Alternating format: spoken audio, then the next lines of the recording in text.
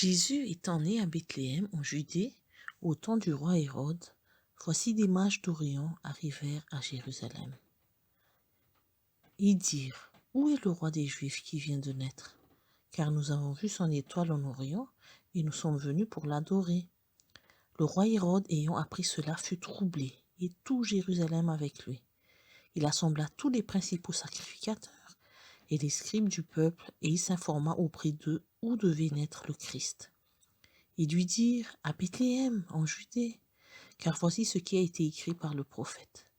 Et toi, Bethléem, terre de Juda, tu n'es certes pas la moindre entre les principales villes de Juda, car de toi sortira un chef qui paîtra Israël, mon peuple. Alors Hérode fit appeler en secret les mages et s'enquit soigneusement auprès d'eux depuis combien de temps l'étoile brillait. Puis il les envoya à Bethléem en disant, « Allez et prenez des informations exactes sur le petit enfant.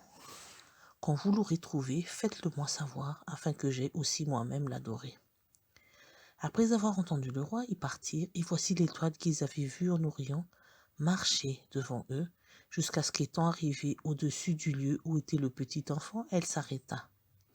Quand ils aperçurent l'étoile, ils furent saisis d'une très grande joie.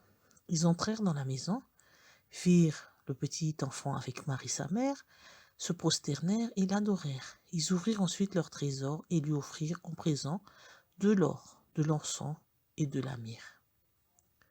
Puis, divinement avertis en songe de ne pas retourner vers Hérode, ils regagnèrent leur pays par un autre chemin. Lorsqu'ils furent partis, voici un ange du Seigneur apparut en songe à Joseph et dit, « Lève-toi, prends le petit enfant et sa mère, fuis en Égypte et reste-y, jusqu'à ce que je te parle, car Hérode cherchera le petit enfant pour le faire périr. » Joseph se leva, prit de nuit le petit enfant et sa mère et se retira en Égypte.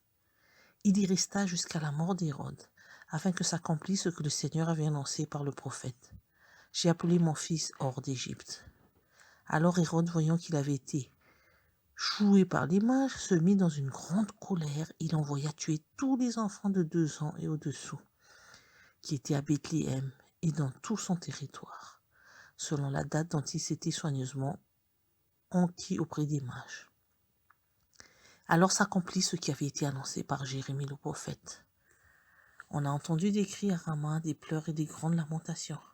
Rachel pleure ses enfants et n'a pas voulu être consolée, parce qu'ils ne sont plus.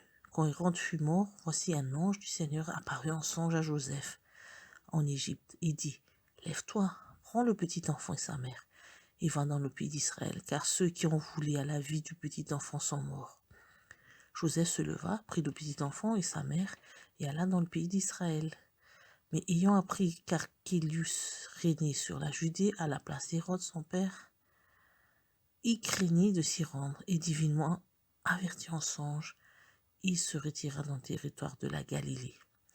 Et il vint demeurer dans une ville appelée Nazareth, afin que s'accomplisse ce qui a été annoncé par les prophètes, il sera appelé Nazaréen.